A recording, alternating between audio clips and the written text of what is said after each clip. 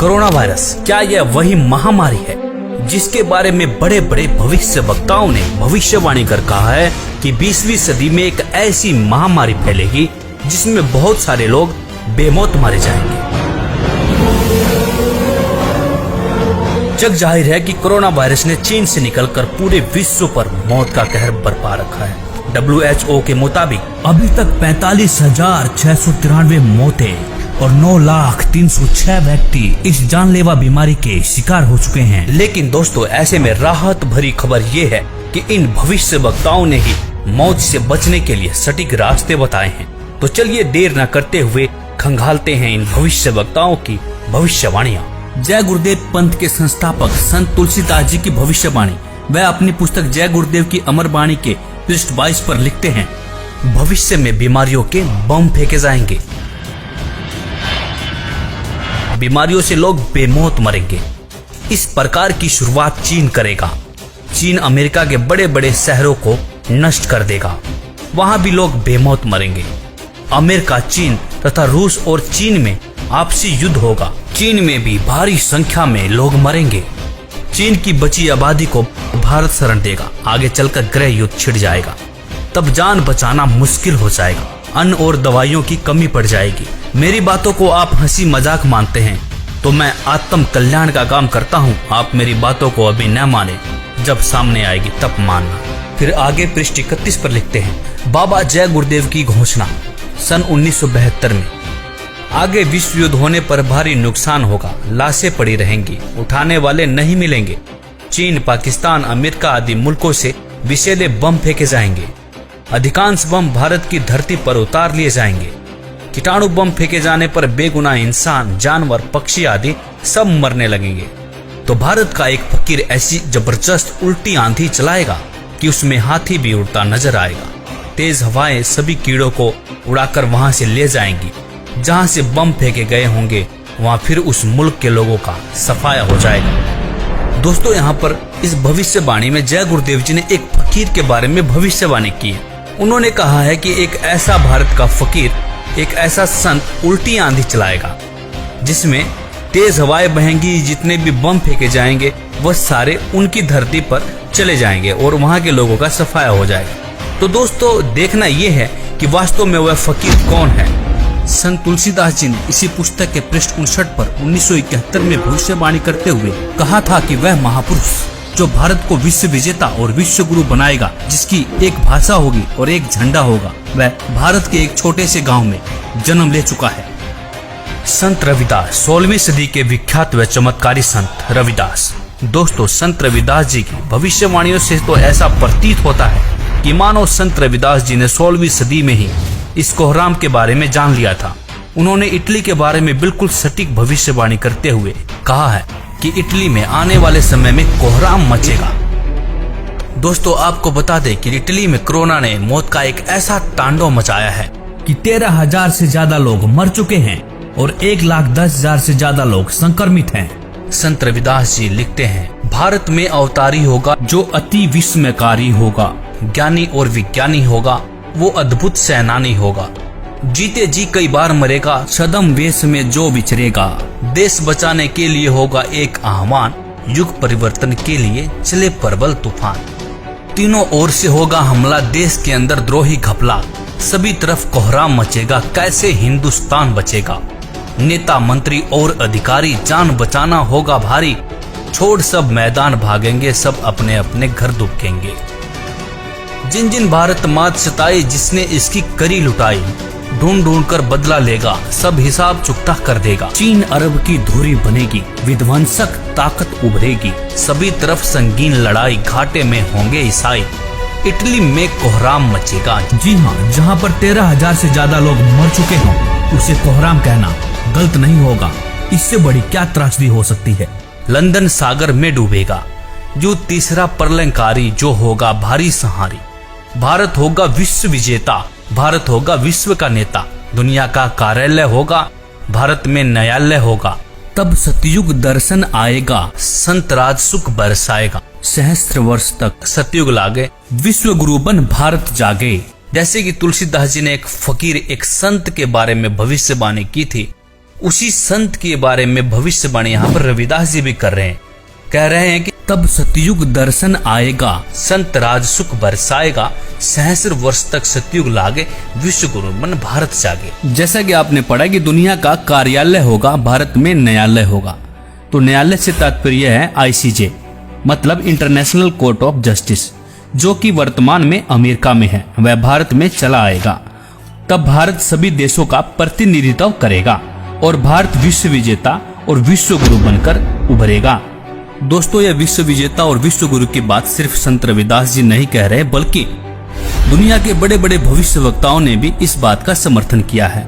जैसे कि फ्रांस के नास्ट्रेडमस, न्यू जर्सी की फ्लोरेंस, इंग्लैंड के कीरोने, वेजिलेटिन ने, अमेरिका के जिन डिक्सन व एंडरसन ने, हंगरी के बोरिस्का ने, फ्रांस के डॉक्टर जुलवर्न ने, इजराइल जैसे महान राष्ट्र के प्रो हरार ने तथा नॉर्वे के आनंदचार्य आदि की भविष्यवाणियां भी इस बात का समर्थन करती है कि भारत के एक छोटे गांव से उत्पन्न एक महान संत के द्वारा भारत विश्व विजेता बन जाएगा। भगवान कृष्ण भक्त सूरदास जी की भविष्यवाणी। 1540 ईस्वी में जन्मे सूरदास जी ने आज के समय की परिस्थितियों के बारे में भविष्यवाणी की है। बताया है कि इस महामारी से कैसे बचा जा सकता है। वर्तमान समय के लिए सूरदास जी की भविष्यवाणी। सूरदास जी लिखते हैं, रे मन धीरज क्यों न धरे, संवत 2000 के ऊपर ऐसा जोग परे, पूरब पश्चिम उत्तर दक्षिण 34 काल फिरे, अकाल मृत्यु जग माही व्यापे, प्रजा बहुत मरे। स्वर्ण फूल वन पृथ्वी फूले, धर्म की बेल बढ़े, सहस्र वर्ष लगी सतयुग व्यापे, सुख की दया फिरे। काल जाल से वही बचेगा जो गुरु का ध्यान धरे, सूरदास ये हरि की लीला ठारे नहीं टरे। यहाँ पर सूरदास जी साफ साफ शब्दों में कह रहे हैं कि काल जाल से वही बचेगा जो गुरु का ध्यान धरे। तो दोस्तों, सूरदास जी यहाँ पर विज्ञान को भी चुनौती दे रहे हैं। वैज्ञानिक पावर से नहीं, आध्यात्मिक शक्ति से बचाव हो सकता है। तो कहा भी जाता है कि भगवान से विज्ञान है, विज्ञान से भगवान नहीं है। भविष्यवाणियां देखने के बाद अब बारी आती है कि इस गंभीर समस्या से, मौत जैसे काल से कैसे बचा जा सके। यहाँ पर सूरदास जी कहते हैं कि जो गुरु की शरण में जाकर भक्ति करेगा, काल जाल से बच सकता है। तो इस भविष्यवाणी की सच्चाई को परखने के लिए हमने भारत के प्रसिद्ध गुरुओं की विचारधारा को खोजना शुरू किया, तो पाया कि लगभग सभी बड़े बड़े तिलकधारी, कथावाचक, मंडलेश्वर व महामंडलेश्वर, धर्म की रक्षा करने वाले धर्म गुरु अपने भगवानों से विश्वास खोए हुए वैज्ञानिक टिप्स देते हुए नजर आए। किसी धर्म गुरु को अपने इष्ट देव पर भरोसा ही नहीं देखने को मिला। लेकिन ऐसे में हमें संत रामपाल जी की विचारधारा मिली। उन्होंने अपने प्रभु के प्रति विश्वास से लबालब वेदों के प्रमाण दिखाए और कहा कि यदि आप किसी भी बीमारी या मौत से बचना चाहते हैं तो परमेश्वर की शास्त्र अनुकूल साधना करें। परमेश्वर आपकी मृत्यु क्या, आपकी आयु को 100 वर्ष तक बढ़ा सकता है। वेद बता रहे हैं कि वो अगर दूसरे लोक में भी चला गया हो, प्राण छोड़ गया हो, मर गया हो, या गति मृत्यु को निकट हो, उसके जीवन शेष ना रहे हो, उसको भी मैं 100 वर्ष जीवित करके और उसको रोग मुक्त करके 100 वर्ष की आयु प्रदान कर दूं। ये भगवान के गुणों में लिखा। आप कैसा भी रोग हो, परमात्मा से बड़ा कोई वैद्य नहीं है। परमात्मा ने इस मिट्टी के शरीर को चला रखा है। उसको इसको ठीक करने में क्या देर लगेगी? 1 सेकंड का काम है। फ्रिक्शन ऑफ सेकंड में ये स्वस्थ कर सकता है। और ये जो हमारा विरोध किया करते, हम समाचार पत्रों में लिखते थे कि उसको ऐसे ठीक हो गया, उसको ऐसे ठीक हो गया, तो ये उत्तर देते थे अज्ञानी कि हमारा करके दिखाओ, तुम किकर का लटका दे तार बांध रहे थारा क्यों करो, कनेक्शन दो परमात्मा का ना हो तो फिर हमें बताओ। विनम्र होकर के विधिवत साधना करो परमेश्वर की। जो भगवान के गुणों में लिखा वो नहीं मिलेंगे तो फिर अब साधना करने का लाभ क्या? तो पुण्यात्माओं, यहां ना जाने बिना गिनती के इतने दुख दूर हुए, कैंसर तक और ब्रेन ट्यूमर तक, जिनके ऑपरेशन निर्धारित कर दिए गए थे और कोई गारंटी नहीं। डॉक्टर बताते थे कि इस ऑपरेशन का कोई सफलता का कोई गारंटी नहीं है और ये पीड़ा कुछ समय के लिए बंद हो सकती है। ऐसे यहाँ बगैर किसी ऑपरेशन के, परमात्मा की कृपा से, भगवान की रजा से, उस प्रभु की शक्ति से दूर हो गए, वो ठीक हो गए, वो रोग नष्ट होगा।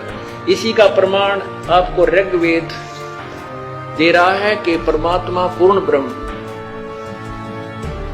पूर्ण परमात्मा की साधना करने वाले की भगवान उसकी मृत्यु भी आ गई हो, उसके सांस भी शेष ना रहे और वो मर भी गया हो, उसको भी जीवित कर सकता है। ये देखिएगा ऋग्वेद, ये देखिए नीचे ऋग्वेद भाष्यम और दशम मंडलम, और यहाँ देखिएगा 161 नंबर सूक्त है, जिसको अब यहाँ इसके 2 नंबर, ये संस्कृत है, 2 नंबर मंत्र की, इसमें क्या अनुवाद किया है, इस संस्कृत का अनुवाद इन्होंने किया है, यदि रोगी की अक्षीण आयु हो गई हो, यदि वह इस लोक से चला गया हो, अर्थात मर गया हो, चला गया है, इस लोक से चला गया है, ये संस्कृत आगे हिंदी, और यदि वह मृत्यु के पास गया हुआ है तो भी उसको मैं, भगवान कहता है, मृत्यु देवता नृत्य से के पास से लौटा ला सकता हूं, ये संस्कृत है, आगे देखना, और उसको 100 वर्ष के जीवन के लिए प्रबल करूंगा।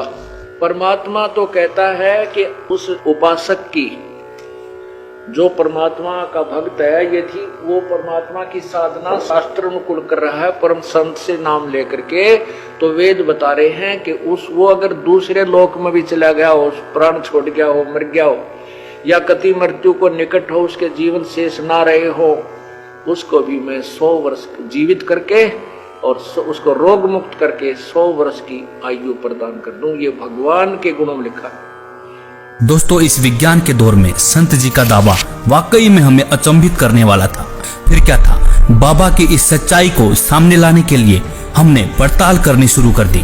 पड़ताल में हमें रियल स्टोरी 99 करके एक YouTube चैनल मिला, जिस पर बहुत से अनुयायियों के अनुभव थे। हमने बहुत सारे अनुयायियों के अनुभव देखे और उसमें पाया बहुत सारे ऐसे लोग हैं जिनकी लाइलाज बीमारियां कहीं डॉक्टर डिटेक्ट भी नहीं कर पा रहे थे। वह बीमारियां संत जी के बताए अनुसार सत भक्ति करने से बिल्कुल ठीक हो चुकी थी। बहुत से ऐसे लोगों के भी अनुभव मिले जो मरने के बाद जिंदा हो चुके थे। दोस्तों, यह सब देखने के बाद आपको क्या लगता है, क्या यह वही संत हैं जिसके बारे में संत तुलसीदास जी लिखते हैं, संत रविदास जी लिखते हैं कि संत राज सुख बरसाएगा? सूरदास जी भी लिखते हैं कि काल जाल से वही बचेगा जो गुरु की शरण रहे। गुरु से तात्पर्य यहाँ पर एक सच्चे गुरु से है, जो आपको सही रास्ता बताता हो, सही शास्त्र अनुकूल भक्ति करके आपके जीवन को धन्य करता हो। नकली गुरु के शरण में रहने से मोक्ष संभव नहीं हो सकता।